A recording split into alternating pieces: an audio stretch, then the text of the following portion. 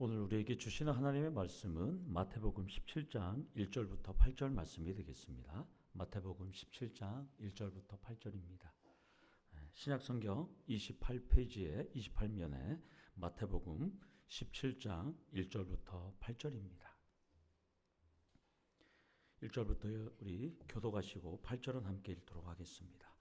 엿새 후에 예수께서 베드로와 야고보와 그 형제 요한을 들이시고 따로 높은 산에 올라가셨더니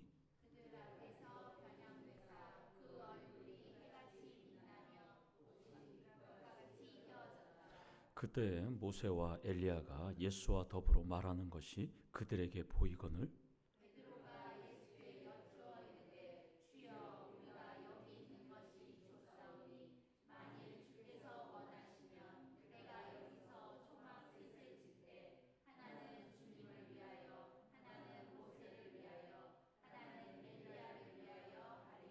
말할 때에 호련히 빛난 구름이 그들을 덮으며 구름 속에서 소리가 나서 이르시되 이는 내 사랑하는 아들이요 내 기뻐하는 자니 너희는 그의 말을 들으라 하시는지라. 예수께서 나와 그들에게 손을 대시며 이르시되 일어나라 두려워하지 말라 하시니 제자들이 눈을 들고 보매 오직 예수 외에는 아무도 보이지 아니하더라. 아멘. 우리 옆에 계시면 인사할까요? 사랑합니다. 축복합니다. 인사하겠습니다. 하나님 축복합니다. 네. 저는 이렇게 얼굴이 하얀신 분들 보면 되게 부러워요. 저는 얼굴 타면 금방 또 까매지고 목양실에서 오래 있다가 밖에만 나가면 금방 얼굴이 타요. 선크림을 안 바르니까 타는데. 예? 아 괜찮습니다. 안양 집사님은 껌에도 그걸 바르니까 너무 좋아갖고 제가 또 팩을 사서 좀 발랐거든요. 그러니까 제 아내가 하얘졌다고 그랬는데 노예 갔다 오면서 운전을 한 7시간을 하니까 얼굴이 또 시커매져갖고 오늘 새벽에 나오면서 얼굴 보면서 당신 너무 하얘서 좋겠다 그렇게 생각했어요. 예. 이렇게 이게 또 얼굴 하얘신 분들 너무 보기 좋아요. 대부분 그렇네요. 저처럼 그런 분은 없죠. 타면 금방 타고 회복이 있는 분들. 예. 아유 너무 부럽습니다. 그래서 이 본문만 볼 때마다 너무 부럽습니다. 이 본문이. 예. 예수님께서는 이제 이 십자가 순환을 고난을 오늘 그 앞에 문맥 28절에 세 번째로 예고하셨거든요. 그리고 엿새 후에 예수님께서 세 제자를 데리고 전통적으로 추정되는 산은 헬몬산이 아니라 이스라엘 평야 근처의 다볼산으로 보는데요. 그러나 최근의 학자들은 이것을 헬몬산으로 봅니다. 해발 한 2,800m, 백두산보다 더 높은 곳이거든요. 만년설은 없고 여름에도 응달 쪽에는 눈이 있기는 한 지형인데 예수님께서 의도와 목적이 있어서 세 제자를 데리고 갑니다. 베드로, 요한, 야고보. 예수님께서 가장 먼저 불렀던 네 제자 중에 한 명이죠. 물론 안드레도 같이 다니긴 다녔는데 오늘따라는 안드레는 가지 않았습니다. 그래서 예수님께서 세 제자를 데리고 높은 산으로 갑니다. 시간적인 배경을 보니까 예수님께서 순환을 예고한 후 엿새가 지났다 이렇게 지금 보고하고 있습니다. 저는 이 설교를 준비하면서 주석을 다 찾아봤지만 왜 명쾌하게 이 엿새라는 것을 강조했을까? 뭐 학자들은 특별히 엿새에 대해서 의미를 두는 건 없었어요. 그런데 연상이 되는 게 있더라고요. 저는 출애굽기 24장 16절에 보면 엿새 동안 구름이 시내산에 자욱했었잖아요. 엿새 동안. 그래서 그 말씀을 여러분들 지금 찾아보겠지만 제가 읽어드리면 여호와의 영광이 시내산 위에 머무르고 구름이 엿새 동안 산을 가리더니 일곱째 날에 여호와께서 구름 가운데서 모세를 부르시니라 이렇게 말씀하거든요. 그러니까 성경을 보면 엿새는 하나님께서 이 땅을 창조하는 기간이 엿새잖아요. 그리고 마지막 일곱째 날에 하나님께서 안식하신 날이잖아요.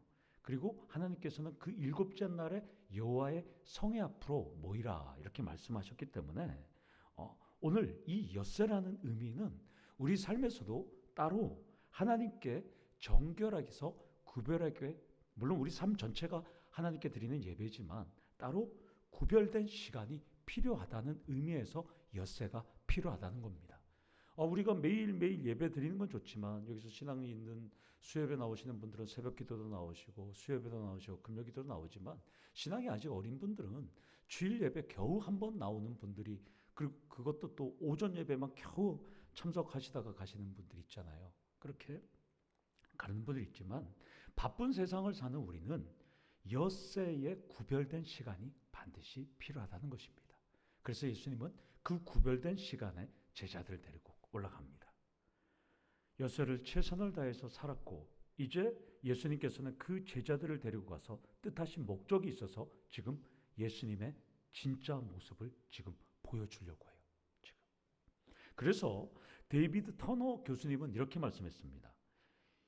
예수님과 함께 갔던 것, 28절에 보면 진실로 너희에게 이르노니 여기 서 있는 사람 중에 죽기 전에 인자가 그 왕권을 가지고 오는 것을 볼 자들도 있느니라고 예수님께서 예언하셨잖아요.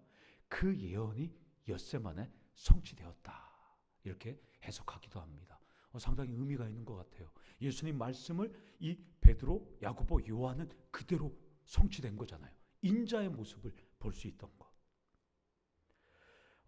그래서 여러분들도 주일에 여행을 떠나거나 가까운 여행을 떠나서 가까운 교회를 찾아서 예배 드리는 것도 참 좋지만 그래도 우리가 소속된 공동체 회원으로서 우리 교회에서 예배 드리는 게 가장 첫 번째라는 것을 여러분들이 잊지를 마셔야 되는 거예요.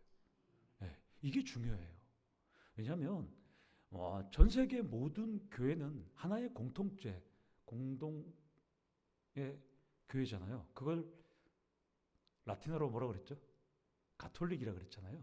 지금 교황이 이제 선종하셨다고 지금 이제 하는데 그 가톨릭이라는 게 모든 전 보편적인 교회가 가톨릭이거든요. 그래서 자기들이 가톨릭이라 하니까 우리는 아니야, 우리도 다 가톨릭이고 너네들은 로마 가톨릭이야, 이렇게 제가 교회사 때 계속 지금 강조하는 건데. 그런데 모든 보편적인 교회가 한 장소에, 한 시에, 한 날에 모여서 예배 드릴 수 없잖아요. 전 세계는 시차가 있고 또 함께 모일 수가 없기 때문에, 그래서 하나님께서는 각 개교회를 주셨던 거예요. 그래서 우리는 더처음 교회로 모였어요. 그러면 더처음 교회 공동체가 있으면 거기에 모여야죠. 여행 간다고 어디 출타 간다고 다른 데 가서 예배 드리는 것 원칙적으로는 아닌 거예요. 원칙적으로는 더처음 교회에서 예배 드리는 거예요, 여러분들. 근데 이제 불가피하게 가족 모임이라던가 어쩔 수 없이 떠났을 때는 예배를 드려야 되기 때문에 거기 가서 예배를 드리는데, 그거는 예배 드리는 게 아니라 예배를 때우는 거죠. 여기서 예배 드려야 되는데. 좀 농담 반 진담 반이지만 그만큼 본교회를 사랑하시라라는 마음으로 지금 말씀드립니다. 따라서 오늘 이 제자들은 온전한 예배를 예수님과 함께 지금 드리고 있습니다. 예수님은 십자가 고난을 예고하신 다음에 자신의 진짜 모습을 보여주셔요. 제자들 앞에. 딱 보니까 이제 예수님은 자신의 신성을 완전히 드러내십니다. 시간적인 배경은 다시 한번 엿새 후, 장소적인 배경은 높은 산, 전통적인 견해는 이스라엘 근처에 있는 해발 1250m의 다볼산으로 전통적으로 보지만 최근의 학자들은 해발 2814m의 헬몬산으로 봅니다. 이 헬몬산이 바로 가이사로 빌립보, 마태복음 16장 16절에서 베드로가 주는 그리스도요 살아계신 하나님의 아들이시오이오니다 하라고 고백했던 그 가이사라 빌립보에서 조금 떨어져 있는 바로 그 중턱에 있는 헬몬산으로 보고 있습니다. 2814m면 예수님이 제자들과 있었던 갈릴리가 해발 마이너스 200입니다. 그러니까 바다보다도 낮습니다. 그러면 헬몬산은 3000m예요. 3000m. 물론 3000m 끝까지 올라갈 수는 없죠. 스키장도 있고 이렇기 때문에 높은 고도로 지금 올라갑니다. 시기상으로는 지금 초가을로 추정이 됩니다. 그러면 높이 올라가면 춥겠죠. 어느 정도까지 올라갔을 것 같습니다. 예수님의 오른팔 3명을 데려갑니다. 베드로, 요한, 야고보. 오늘 이 모임은 순장반 모임이에요. 3명의 순장반을 데리고 가는 거예요. 3명. 제가 봤을 때 이 3명이 거의 제자들 4명하고 같이 이렇게. 여러분들 똑같아요. 지금 거의 구역 예배 드리면 거의 많이 오신 분들 5명, 적게 오는 분들 2명, 3명. 예수님께서 이 지도자 캠프를 데리고 가셨습니다. 캠프의 주제는 내가 하나님이다. 그리고 너희를 구원하기 위해서 이 땅에 오신 것을 내가 보여주겠다라고 이제 올라갑니다. 새 제자는 뭔지도 모르고 예수님이 가자니까 터벅터벅 따라갑니다. 예수님이 왜 가자는지 알지를 못해요. 잠시 후에 일어날 일들은 그들은 알 수가 없었어요. 아무런 준비를 하지 못했어요. 그들은 당혹감을 표출합니다. 지금까지 예수님께서 죽은 자도 살리고 병든 자도 고치고 풍랑도 잔잔하고 먹을 것도 이제 그 이후에 또 오병이어의 기적도 있고 다양한 기적을 봤어요. 그 다음에 베드로 같은 경우에는 자신의 장모가 열병으로 거의 죽다 살아나잖아요. 그리고 한센병 이것도 다 고치잖아요. 근데 지금 수많은 기적을 봤지만 생전 처음 보는 놀라운 사건을 이들이 경험합니다. 예수님이 갑자기 제자들 앞에서 형상이 변해버려요. 얼굴이 해같이 빛나고 옷이 빛과 같이 휘어졌더라. 마가는 이것을 옷을 빨래했다고 표현합니다. 그리고 누가는 이때를 8일쯤 지났다고 얘기해요. 또 누가는 병행 본문은. 그래서 누가는 예수님이 별세에 대해서 이야기 나눴다 이렇게 이야기하면서요. 지금 딱 보면 갑자기 예수님이 빛이 번쩍번쩍 나는 거예요. 얼굴을 쳐다볼 수 없을 정도예요. 제자들이 보니까 평상시 예수님하고는 전혀 다른 거예요. 깜짝 놀라는 거예요 지금. 그래서 6절에 보면 그들이 심히 엎드려요. 거기다가 하나님 성부께서 또 말씀하시는 걸 제자들이 들어요. 우리 세례 받을 때는 우리 마가복음에서 살펴봤지만 세례 받을 때는 예수님께만 했던 말씀이잖아요. 그런데 오늘 보니까 지금 이는 내 사랑하는 아들이요 내 기뻐하는 자니 너희는 그의 말을 들으라 하니까 제자들에게 했거든요. 그 제자들이 깜짝 놀란 거예요. 하나님께서 저처럼 이렇게 말씀하셨겠어요? 온 땅이 그냥 하나님께서 말씀하셨으니까 진동으로 하고 그냥 막 쩌렁쩌렁하고 그냥 뼛속까지 막 벌벌 떨었을 거예요. 그러니까 이들이 그냥 엎드리는 거예요. 심히 두렵다고 했죠. 얼마나 무서운지. 하나님의 음성. 여러분 그래서 농담삼아 얘기하지만 하나님 음성 좀 듣게 해주세요. 좀 알려주세요. 여러분 들었다가 이렇게 되는 거예요. 엎드려서 그냥 두려워서 벌벌벌. 그러니까 들었다는 사람들은 조금 가짜일 가능성이 있어요. 농담이고 하여튼 이 제자들은 지금 너무나 두려운 거예요. 하나님 음성이 쫙 오니까. 그러니까 예수님께서 이렇게 손잡으시면서 이렇게 쉬는 장면입니다. 그러자 이번에도 우리의 맏형, 우리 열심히 하는 형, 이 베드로가 나서요. 뭐라 그래요? 주여, 우리가 여기 있는 것이 좋다. 초막을 여기다가 지어서 여기서 좀 살고 싶다. 이게 지금 무슨 말씀인지 아세요? 학자들은 이것을 베드로가 지금 정신이 나가고 엉뚱한 말을 하는 것 똑같아요. 여러분 여기서 그 전신마취 하시는 분들 많죠. 전신마취해서 깨어날 때 보면 엉뚱한 말 막 해요. 그런 경험 한 번도 안 해보셨어요? 저 예전에 이 공을 차는 걸 너무 좋아해갖고 애들하고 공 차다가 전우경들하고 공 차다가 다리를 좀 다쳐갖고 연골을 절제하는 수술을 조금 했었는데 그때는 이 의학이 그때는 발달이 되지 않아갖고 그때는 하반신 마취만 요즘 하면 되거든요. 아니면 요즘 부분 마취만 하면 되잖아요. 그때는 전신 마취를 했어요. 깨어나자마자 제가 뭐라고 하는지 아세요? 당신은 나에게 맨날 걸레로 바닥을 닦기 시작했고 청소를 내가 맨날 한다고 제가 그 얘기를 막 했대요. 사람들 앞에서, 간호사들 앞에서, 환자들 앞에서. 저는 그 기억이 안 나거든요. 지금 베드로가 그런 상태예요. 너무나 황홀경에 빠져갖고 주여 우리가 여기 있는 것이 좋습니다 이렇게 얘기합니다. 지금 베드로가 왜 여기가 좋습니까? 예수님이 왕이 되면 자기가 오른팔 돼갖고 국무총리가 되고 싶은 사람인데 여기가 좋다고 지금 황홀경에 빠져서 이야기하고 있어요. 지금 예수님은 베드로와 요한과 야고보를 이끌어서 지금 내려오고 있습니다. 왜 데리고 나올까요? 여기가 끝이 아니기 때문입니다. 사랑하는 성도 여러분, 우리 더체험교회도 여기서 끝나는 것이 아니고 여러분의 인생도 여기가 끝나는 것이 아니고 영원한 천국이 우리에게는 있다는 것입니다. 사랑하는 성도 여러분, 우리가 이렇게 직분자 교육을 받고 또한 이렇게 수요예배로 모여서 평신도 사역자 세미나를 하는 것, 우리도 우리만 천국 가는 것이 아니라 수많은 분들이 오셨을 때 여러분들이 어떻게 그분들을 잘 이끌어가고 또한 그분들을 어떻게 잘 지도해서 여러분 같은 신앙인들을 만들지 여러분들이 늘 노력하고 도전하셔야 한다는 것입니다. 오늘 본문은 오늘을 살아가는 제자들에게 이렇게 도전합니다. 주여, 여기가 조사원이라는 정체된 신앙이 아니라 사명에 따라서 끊임없이 주님과 함께 전진하고 변화하고 갱신하고 또한 복음을 전하고 영원한 하늘나라를 향해서만 달려가시는 우리 성도님들 되기를 축원합니다. 아멘. 예. 자, 오늘은 또 우리 장로님들과 간단하게 또 우리 더체험 비전을 조금 볼 게 있어서 오늘 여러분들 오늘 한 두 장만 간단하게 좀 봐야 되는데 한 8시 전에 끝날도록 좀 하겠습니다. 34페이지 하반 밑에 쪽일 것 같아요. 승천과 직분, 선물은 어떻게 주어지는가 이렇게 된 거예요. 예. 직분은 하나님의 선물이라는 거예요. 여러분들이 내가 뭘 얻어서 일부러 여러분들이 내가 노력해서 얻는 것이 아니라 하나님께서 주신 거예요. 여러분들.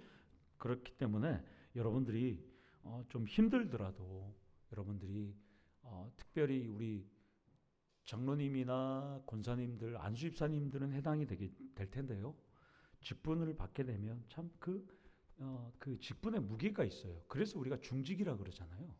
여러분들이 그 중직에 대한 무게감만 생각하지 말고 그건 하나님의 선물이라는 거 여러분들 꼭 그 기억하시면서 여러분들 가셔야 되기 때문에 그래서 직분자로 선출되면 지난주에도 계속 얘기했지만 겸손해야 되고 교인을 잘 섬겨야 되고 교회에 유익이 되도록 최선을 다해야 된다라고 계속 강조했잖아요. 그래서 주님은 특별히 이 선물을 주신 것은 여러분들에게 충성과 헌신을 요구하기 때문입니다.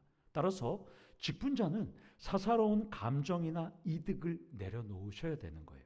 그래서 시간과 재능과 물질과 몸을 마음 모든 것을 교회에 바쳐야 한다는 것이죠. 그리고 칭찬과 세상의 상은 기대 말아야 하는 거예요. 하늘의 상만 바라보셔야 한다는 것이죠. 제가 참 좋아하는 오카는 목사님의 우리 그 유튜브에 보면 쇼츠 많이 있잖아요. 간단하게 옛날 설교 중에 그 쇼츠를 우연히 제가 오늘 이렇게 보게 됐는데 찬양을 듣다가 찬송가를 오늘 들을 찬송가를 하면서 쇼츠를 봤는데 오카는 목사님이 이랬어요. 아니 나는 평생 제자훈련에 목숨을 걸고 제자훈련에 지금 미친 지금 25년째 내가 제자훈련 사역만 하는데 교회는 한정됐는데 사람이 자꾸 몰려와서 자기는 힘들다는 거예요. 왜 힘드냐? 나는 하나님께 가서 상을 받아야 되는데 나는 이 교회에서 너무 많은 상을 받는다는 거예요. 적당히 왔으면 좋겠는데 자기는 그냥 제자훈련하면서 예수님의 제자로 예수님의 삶을 따라가는 제자로 살아가게끔 열심히 하고 싶은데 너무 많은 사람이 와서 나는 상을 지금 다 받아서 아무래도 예수님 앞에 가면 빈몸뚱아리가 될지 모르겠다라고 막 그런 자신을 자책하는 설교를 예전에 하셨더라고요. 그런 것처럼 우리는 하늘의 상만 바라보시면 되는 거예요. 따라서 여기 계신 우리 장로님들, 권사님들, 안수집사님들, 집사님들 하늘의 상만 바라보시고 교회에서는 교회 중심, 주님 중심으로 여러분들이 살아가시면 고맙겠습니다. 그래서 우리 회중들은, 우리 집사님들은, 우리 성도님들은 투표를 통해서 하나님께서 직분을 주셨기 때문에 존중을 해주셔야 돼요. 네가 뭐 언제 너가 뭐였다고 뭐 이렇게 생각하시면 안 돼요. 존중을 해주셔야 돼요. 그 직분에 무게감도 있고 또 하나님께서 선물로 주셨기 때문에 그렇기 때문에 순종하고 존경을 해주셔야 되고 적극적으로 협력하셔야 되는 거예요, 여러분들. 그리고 혹시나 내가 안 찍었다고, 내가 반대했다고, 나 저 안 찍었어, 난 저 말 안 들을 거야, 이래도 안 되는 거예요, 여러분들. 앞으로도. 그래서 여러분들이 인정하지 않아도 안 되는 거예요. 하나님께서 반드시 임명해 주셨기 때문에 여러분들이 나는 좋아하고 내 개인적인 주관이나 감정이 있더라도 여러분들은 끝까지 함께 하셔야 한다는 거 여러분들 기억하시면 좋겠습니다.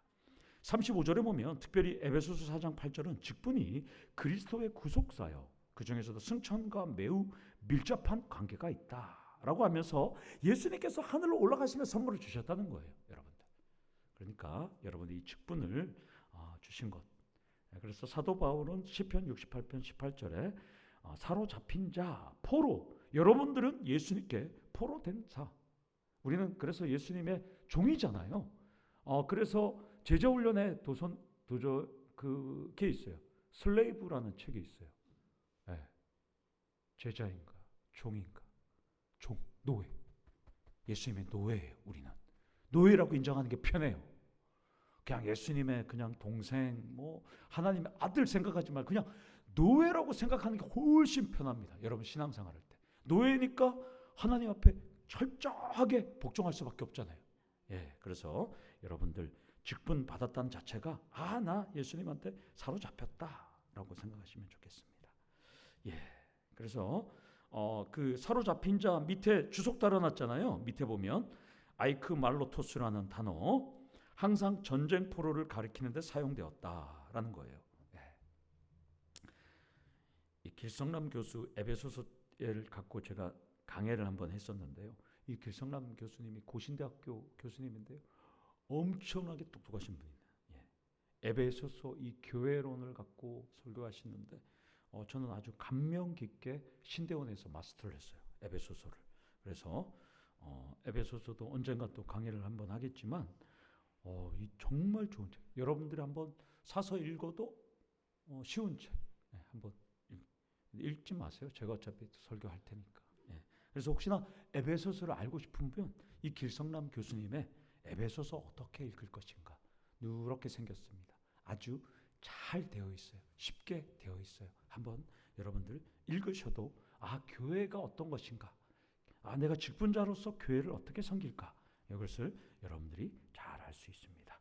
36페이지를 넘기면 그리스도가 땅 아래 내려오셨다가 올라가시면서 준 것이 바로 사도와 선지자와 복음 전하는 자, 목사와 교사.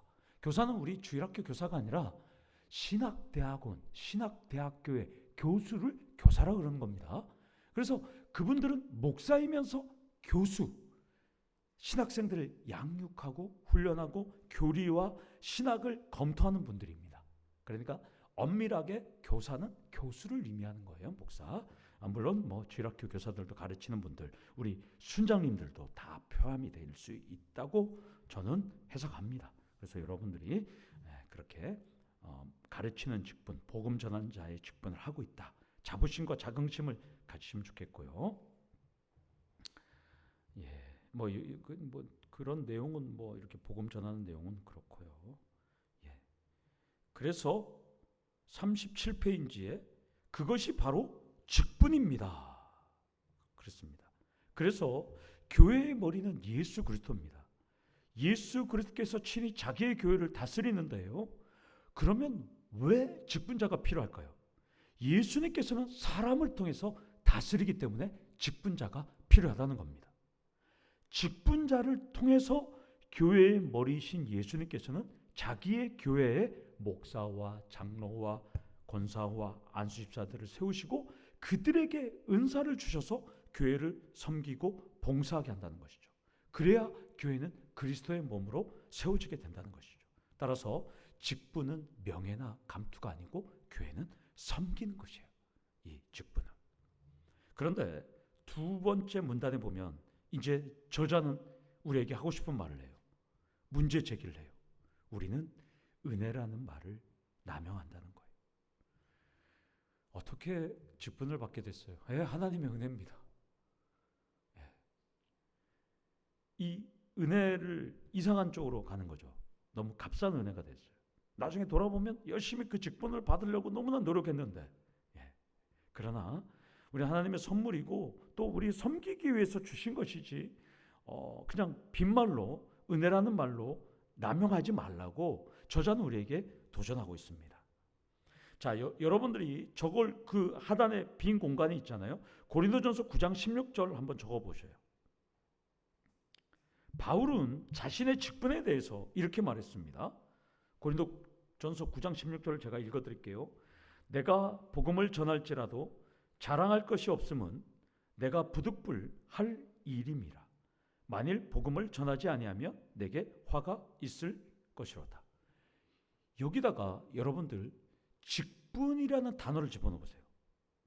내가 직분을 하지 않을지라도 내가 직분을 할지라도 자랑할 것이 없으면 내가 부득불 할 임이라. 직분은 여러분들이 당연히 할 일이고요. 만일 직분을 하지 아니하면 내게 화가 있을지어다. 여러분 그렇게 한번 생각해보세요. 지금 사도 바울은 그렇게 얘기하고 있잖아요, 여러분들. 그래서 그렇게 적고 10가지를 한번 적어서 집에 가서 오늘 곰곰이 책을 보면서 예습을 한번 하시면 좋겠어요. 복습을. 자, 첫 번째부터 한번 적어볼게요. 나는 내적 부르심이 있는가? 지난주에 한번 했었죠. 내적 부르심이 있는가? 두 번째는 나는 외적 부르심이 있는가? 있으면 다 이해가 되겠죠. 세 번째, 그러면 나는 교회를 섬기는 은사가 무엇인가? 내가 교회를 섬기는 은사가 분명히 있을 거예요. 네 번째, 나의 기도의 동역자는 몇 명인가? 여러분들의 기도의 동역자는 몇 명인가? 다섯 번째, 여기서 또 많은 찔림이 있고 또 싫어할 건지 모르겠지만 내가 전도한 사람은 몇 명인가?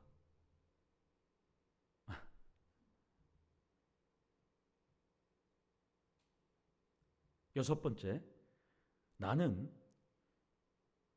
교육자의 신뢰를 받고 있는가?